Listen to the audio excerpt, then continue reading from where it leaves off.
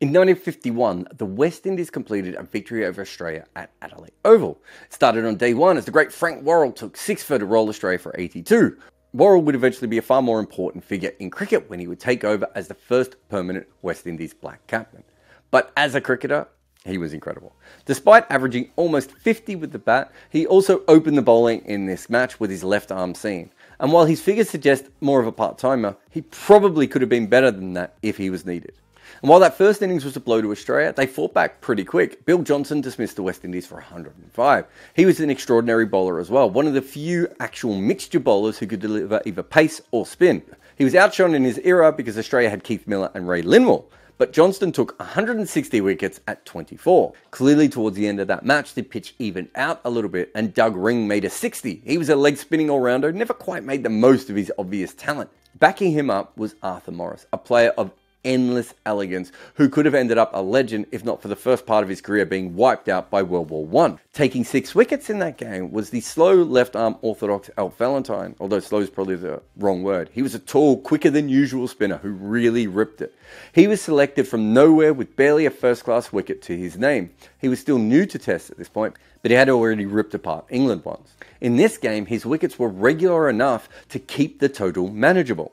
But in a low-scoring game, Australia set the West Indies 233. However, on the last day, the West Indies chased that down only 4 wickets down to complete a remarkably easy win considering what had happened to them in the first innings. In the overall scheme of Test cricket, this Test match isn't that important, but it is a little bit interesting, and here's why. That 4th innings chase was completed on Christmas Day. Christmas has a strange relationship with cricket. Even though much of the cricket world, myself included, are not Christians, it's always played a massive part in cricket. Perhaps no more than in Australia. In fact, of recent times, there has been a push within Australian cricket for the Big Bash to have games on Christmas Day. It's actually something that's popped up as far back as probably 2015, 2016, maybe even before that, especially since they've had a New Year's Eve game. Of course, in the USA, they play games on Christmas. And now in Australian basketball, there will be one on the TV. So the chances are that the Big Bash will eventually move to the 25th as well. But obviously, as I just said, cricket has actually occurred in Australia on Christmas Day before. That game in Adelaide that I just mentioned, it wasn't even the only test that had a day of play on Christmas. There was another match that started on the 23rd of December, and it had a rest day, which was the 24th of December. I can only assume that the idea was for the Aussie players to do some last-minute gift shopping. Except that the real reason was that the Sunday was the rest day, and Christmas happened to fall on Monday.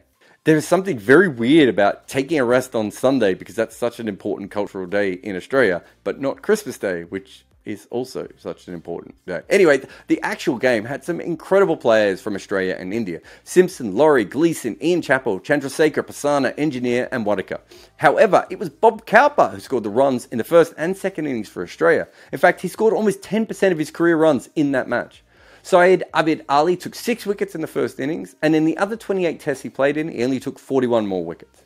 India had to chase 398 on Christmas Day, but David Renenberg took a 5-wicket haul. The fast bowler only took 23 wickets in his entire career. It was like all of these lesser-known players suddenly had the best game of their life, like they'd all got Christmas presents or something. That's not even the only Australia-India game that has been played on Christmas Day. There was another one in Chennai where Doug Walters made 100, and he was a hell of a player, averaging 48, but this was one of his best knocks ever overseas. Tiger Patudi also made some runs for India. This was almost a decade after his eye injury in a car accident that probably turned him from a potential great to a very solid test match. That he still ended up with an average of 35 is truly remarkable. But it was Ashley Mallett who took 5 wickets in each innings for Australia as they won that test by 74 runs. Ashley Mallett isn't really talked about that much anymore, but he's an off-spinner from Australia who has a better bowling average than Nathan Lyon. And the last test match I could find with play on Christmas Day was England's tour to India in 1972. They were playing in Delhi, and the match started on the 20th of December. So technically it could have been finished by the 24th. But on the third day, a Friday, they had a rest. The spinners dominated the second half of the game with Chandrasekhar and Underwood, who were not only 2 of the best spinners of their era, but also the fastest. But England actually set up that win with Jeff Arnold, a seam bowler, who took a 6-wicket haul on day 1. England then chased 207 in the last innings, with Tony Lewis making 70 not out on debut. I'm pretty sure in the history of Test cricket, Tony Lewis is the only player to make his debut as captain, and then also be out there when the winning runs are hit in a Test match on Christmas Day. In American sports, they call that kind of stat a purple squirrel. So Tony Lewis is the most purple squirrel I can think of. Also, Chandrasekhar took 8 wickets. It was his best ever figures, and India lost. Ouch. But of course, cricket has had big occasions on Christmas Day, even without any play. And I've told this story many times before about what happened in the Tangawai train disaster, when New Zealand seamer Bob Blair was in South Africa on the rest day of a test match, when he got the news that his fiancée, Nerissa Love, had passed away in the crash. But even in that story, most of the actual action was on Boxing Day when it comes to cricket. And while Christmas itself doesn't mean that much to many people involved in cricket, Boxing Day does, right?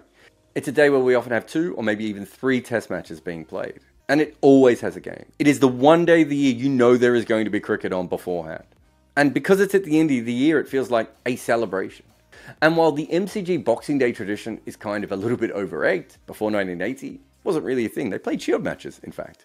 There have now been quite a few of these matches. But Australia took something that had only been around for about a decade, and they turned their short-term fad into the most sacred of traditions. And it's an incredible day to visit. Boxing Day in Melbourne is not like other test match crowds. It's casual fans, it's a different atmosphere, and there are tens of thousands of them. It's like a test cricket spiritual day. But of course, New Zealand and South Africa have their own Boxing Day traditions as well. New Zealand started theirs in the late 90s and certainly didn't have them as often. In fact, they actually pivoted to using it for limited overs matches, which I suppose became their mini Boxing Day tradition. South Africa, since readmission, has done a lot more, with Durban or Port Elizabeth hosting them. And as I mentioned before, that Bob Blair match was over Christmas, although it wasn't technically a Boxing Day match as it started beforehand. And of course, of recent times, Centurion has started hosting them. Of course, South Africa doesn't always have Boxing Day cricket, and one of the reasons that they haven't is because Australia has often bullied them into touring. And it's not about those 3 teams either, because if you're from a major test playing nation, chances are your team has played in one of these games. And it doesn't matter if you don't even celebrate one of these major teams, or if you don't even celebrate men's cricket. You just know that that is a day where there is going to be cricket played, and it's probably going to be in your time zone. The magic days are when there is a test in each nation, and for about, 18 or 20 hours, you have test matches to watch. But even when New Zealand play limited overs cricket and South Africa are on tour, there's still going to be a big bash match on. So no matter what you believe, Christmas is important to cricket. Not so much as the part of the calendar that was picked for Jesus' birthday, despite the fact that it definitely wasn't, but more because it has become the great Boxing Day Eve celebration. If you love our sport, no matter what your beliefs are, the 25th December is the night before cricmas.